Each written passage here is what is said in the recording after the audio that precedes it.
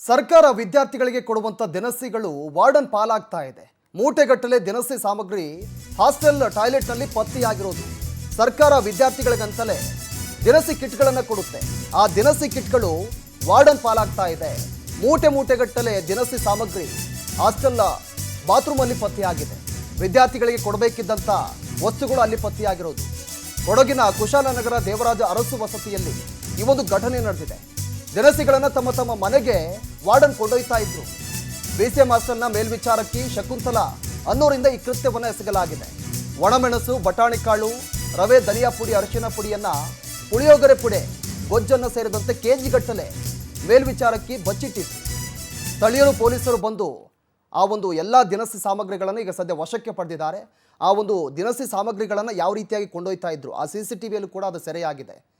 ವಿದ್ಯಾರ್ಥಿಗಳಿಗೆ ಅಂತ ಸರ್ಕಾರ ದಿನಸಿ ಕಿಟ್ಗಳನ್ನು ಕೊಡ್ತಾ ಇತ್ತು. ಆ ದಿನಸಿ ಕಿಟ್ಗಳನ್ನು ಹಾಸ್ಟೆಲ್ನ ಮೇಲ್ವಿಚಾರಕ್ಕೆ ತಮ್ಮ ಮನೆಗೆ ತೆಗೆದುಕೊಂಡು ಹೋಗ್ತಾ ಇದ್ರು. ಕೆಜಿಗಟ್ಟಲೆ ಎಲ್ಲ ದಿನಸಿ ಸಾಮಗ್ರಿಗಳನ್ನು ತಮ್ಮ ಮನೆ ಪಾಲಾಗ್ತಾ ಇತ್ತು. ಹಾಸ್ಟೆಲ್ನ ಬಾತ್ರೂಮಲ್ಲಿ ಈ ಒಂದು ದಿನಸಿ ಕಿಟ್ಗಳನ್ನು ಬಚ್ಚಿಟ್ಟಿದ್ರು. ಕೊಡಗಿನ ದೇವರಾಜು ಅರಸು ವಸತಿ ನಿಲಯದಲ್ಲಿ ಈ ಒಂದು ಭ್ರಷ್ಟಾಚಾರ ಬೆಳಕಿಗೆ ಬಂದಿರೋದು. ನಾನೇನು ಮಾಡೋದು ಗೊತ್ತಾ, ನಾನು ನಿಮಗೆ ಚಾರ್ಜ್ ಕೊಟ್ಟಿಲ್ಲ. ಈಗ ಯಾರಾದ್ರೂ ಬಂದಾಗ ಯಾರು ನಾನು ಕೇಳ್ಬಿಟ್ರೆ ನೀನು ಇಲ್ಲ ಬಿಟ್ಟಿದೆಯಮ್ಮ, ನನಗೂ ಪ್ರಾಬ್ಲಮ್ ಅಂತ ನಾನು ಈಗ ಕೊಡೋದು. ಮತ್ತೆ ನಾನು ಈಗ ನಾನು ಹಾಕಿದ ರಾತ್ರಿ ಯಾಕೆ ನಾನು ಓಪನ್ ಮಾಡಿ ನನ್ಗೆ ಗೊತ್ತಿಲ್ಲ ಮೇಡಮ್. ಇದು ನನ್ಗೆ ಹಾಕಿಲ್ಲ. ಕಳ್ಳರು ಇವರೇ ಇಲ್ಲೇ ಇವ್ರಿಗೆ ಕಳ್ತನ ಇಲ್ಲೇ ಗೊತ್ತಾಗ್ತಿದೆ ನೋಡಿ. ಇವ್ರ ಕಳ್ತನ ನೋಡಿ, ಇವ್ರ ತಲೆ ಮೇಲೆ ಇವ್ರ ಚಪ್ಪಲಿ ಇವರೇ ಹೇಳ್ಕೊತಾರೆ. ಈಗ ನಾವು ಹೇಳ್ತಿದೀವಿ, ಇವ್ರು ನಾವೇನೋ ಮೇಡಮ್ ಕಾಲ್ ಹಿಡಿದೀನಿ ಅಂತ ಬಗೆಹರಿಸಂತ ಸುಮ್ಮನಿದೀವಿ. ಇವರೇ ತಂದು ನೋಡಿ ರಬ್ಬ ರಾವಂತ ಮಾಡ್ತಾರೆ. ಅದು ಇವ್ರು ನೋಡಿ ಮಾತುಗಳ ಕೆಲಸ ನೋಡಿ. ಇವರು ಈಗ 200 ಮಕ್ಕಳಿದ್ದಾರೆ.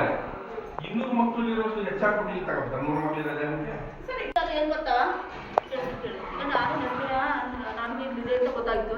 ಅದರಿಂದ ನಾನೇನ್ ಮಾಡೋದು ಗೊತ್ತಾ, ನಾನು ನಿಮಗೆ ಚಾರ್ಜ್ ಕೊಟ್ಟಿಲ್ಲ. ಈಗ ಯಾರಾದ್ರೂ ಬಂದಾಗ ಯಾರು ನಾನು ಕೇಳ್ಬಿಟ್ರೆ ನೀನು ಇಲ್ಲ ಬಿಟ್ಟಿದೆಯಮ್ಮ, ನನಗೂ ಪ್ರಾಬ್ಲಮ್ ಅಂತ ನಾನು ಈಗ ಕೊಡೋದು. ಮತ್ತೆ ನಾನು ಎಸ್ ದೃಶ್ಯದಲ್ಲಿ ಕೂಡ ಗಮನಿಸ್ತಾ ಇದ್ದೀರಾ. ಹಾಸ್ಟೆಲ್ ವಾರ್ಡನ್ನ ಸರ್ಕಾರದಿಂದ 200ಕ್ಕೂ ಹೆಚ್ಚು ವಿದ್ಯಾರ್ಥಿಗಳು ಆ ಹಾಸ್ಟೆಲ್ನಲ್ಲಿ ಇದ್ದಾರೆ. ಅವರಿಗೆ ದಿನಸಿ ಕಿಟ್ಗಳನ್ನು ಸರ್ಕಾರ ಕೊಡುತ್ತೆ. ಆ ಒಂದು ದಿನಸಿ ಕಿಟ್ಗಳನ್ನು ವಾರ್ಡನ್ ತಮ್ಮ ಮನೆಗೆ ತೆಗೆದುಕೊಂಡು ಹೋಗ್ತಾ ಇದ್ರು. ಎಷ್ಟು ದಿನದಿಂದ ಈ ರೀತಿಯಾಗಿ ಮಾಡ್ತಾ ಇದ್ದೀರಾ ಅಂತ ಗೊತ್ತಿಲ್ಲ. ತುಂಬ ದಿನದಿಂದ ಈ ರೀತಿಯಾಗಿ ದಿನಸಿ ಕಿಟ್ಗಳನ್ನು ಬಚ್ಚಿಡ್ತಾ ಇದ್ರು. ಎಸ್ ವಿಚಾರಕ್ಕೆ ಸಂಬಂಧಪಟ್ಟಂತೆ ನಮ್ಮ ಪ್ರತಿನಿಧಿ ಪ್ರೇಮ್ ಕುಮಾರ್ ಫೋನ್ ಸಂಪರ್ಕದಲ್ಲಿದ್ದಾರೆ. ಪ್ರೇಮ್ ಕುಮಾರ್, ಇದೀಗ ವಾರ್ಡನ್ ಅವರ ಕಳ್ಳಾಟ ಬಯಲಾಗಿರೋದು. ಎಷ್ಟು ದಿನದಿಂದ ಈ ರೀತಿಯಾಗಿ ಸಾಮಗ್ರಿಗಳನ್ನು ತೆಗೆದುಕೊಳ್ತಾ ಇದ್ರು, ಬಚ್ಚಿಡ್ತಾ ಇದ್ರು ಅಂತ?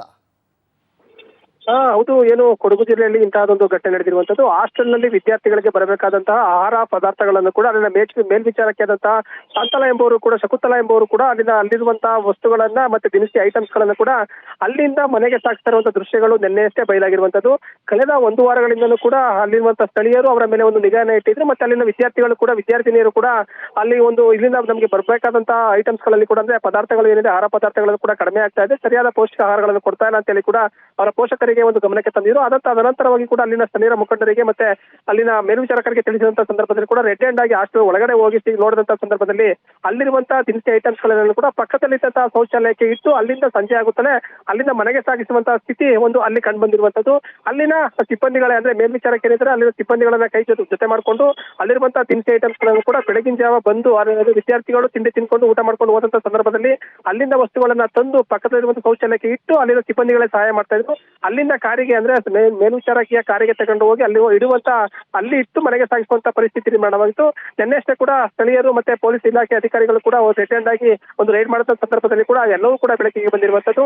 ಈ ಹಿನ್ನೆಲೆಯಲ್ಲಿ ಕೂಡ ಪೋಷಕರು ಅಂದ್ರೆ ಮಕ್ಕಳು ವಿದ್ಯಾರ್ಥಿನಿಯರು ಏನಿರ್ತಾರೆ ಅವ್ರು ಕೂಡ ಹಾಸ್ಟೆಲ್ಗಳಲ್ಲಿ ಕೂಡ ಪೋಷಕಾಂಶ ಯುಕ್ತವಾದಂತಹ ಊಟ ಸಿಗುತ್ತೆ ಅಂತೇಳಿ ಕೂಡ ಏನ್ ಭರವಸೆಗಳನ್ನ ಇಟ್ಕೊಂಡಿದ್ರು. ಅದು ಕೂಡ ಇದು ನಿರಾಸೆಯಾಗಿರುವಂತದ್ದು. ಮಕ್ಕಳಿಗೆ ಬರುವಂತಹ ಫುಡ್ ಅಲ್ಲೂ ಕೂಡ ಕಳ್ತನ ಮಾಡುವಂತ ಇಂಥ ಮೇಲ್ವಿಚಾರಕ್ಕೆ ಇರಬಾರ್ದು, ಅವರಿಗೆ ತಕ್ಕ ಶಿಕ್ಷೆ ಆಗಬೇಕು ಅಂತ ಹೇಳಿ ಕೂಡ ಸ್ಥಳೀಯರು ಆಗ್ರಹವನ್ನು ಪಡಿಸ್ತಿರುವಂತದ್ದು. Okay, thank you Prem Kumar ತಮ್ಮೆಲ್ಲ ಮಾಹಿತಿಗೆ.